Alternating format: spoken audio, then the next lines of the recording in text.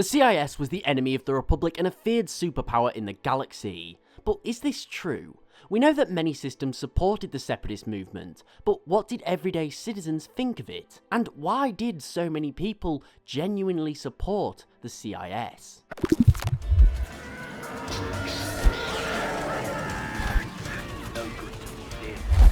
Now, when we think of the CIS, it's normal to think of the tycoons on the council such as Gunray or Tambor, or maybe its Sith leader Dooku, or military commanders such as Grievous.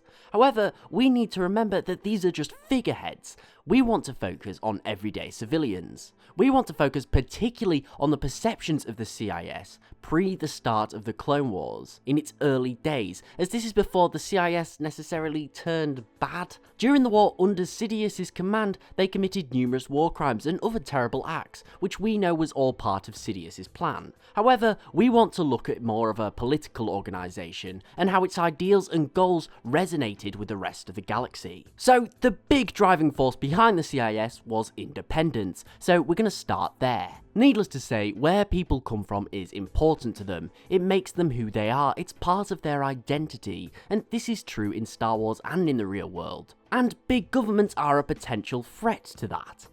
Again, in the real world we have globalization, which has a lot of benefits. For example, in Star Wars it means that trade, travel and communication is a lot easier, and there should ultimately be less conflict. However, you can see this as a form of standardization galaxy-wide, such as using Republic credits as currency or outlawing pod racing because it's too dangerous. And as a world or a system becomes standardized, it changes, and naturally it is going to lose some of its identity.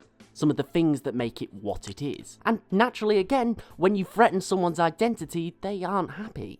In my opinion, this explains the gap between Core Worlds and Outer Rim Worlds in their views of the Separatist Alliance. Generally speaking, the Outer Rim was far more pro-CIS than the Core. Why is this? Because many of these core worlds, for example Coruscant, are already kind of standardized. It's a huge mix of different cultures and species, and for this reason, the idea of having one particular culture or identity to said planet is kind of ludicrous. However, in the Outer Rim, where worlds are far more independent and less influenced by outside sources, needless to say, the idea of defending their culture and identity is very important. So yeah, people naturally felt as if unification of the galaxy under one big government, such as the Republic, threatened their identity, and naturally they saw the CIS as a way to stop this from happening. It allowed them to hold on to their customs and culture, things that they perceived as being important to them. Now, the second biggest factor, in my opinion, is economic. Now, we know the big companies on the Council, the Trade Federation, the Techno Union, the Corporate Alliance, etc. And they were there mostly for their own self-gain. They didn't want to pay high taxes and wanted to make use of the loopholes presented on different worlds and systems, etc. But we need to look at the actual ramifications of that. People know how important these companies are to them.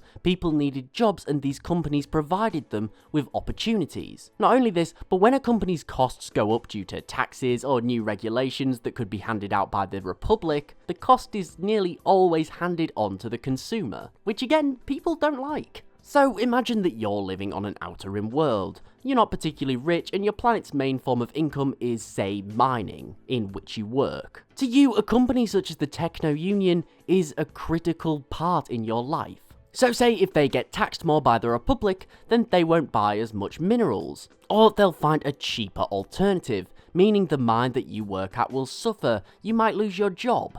At the same time, maybe you want to buy yourself a new speeder bike. Who manufactures them, who transports them, and who sells them? These big companies. And when the Republic taxes them, the prices go up. And you aren't going to be able to afford it, because people half the galaxy away decided the company should pay more to them. Ultimately, it's very difficult as a situation, because there are definitely faults with the CIS, very big ones that would negatively affect everyday citizens.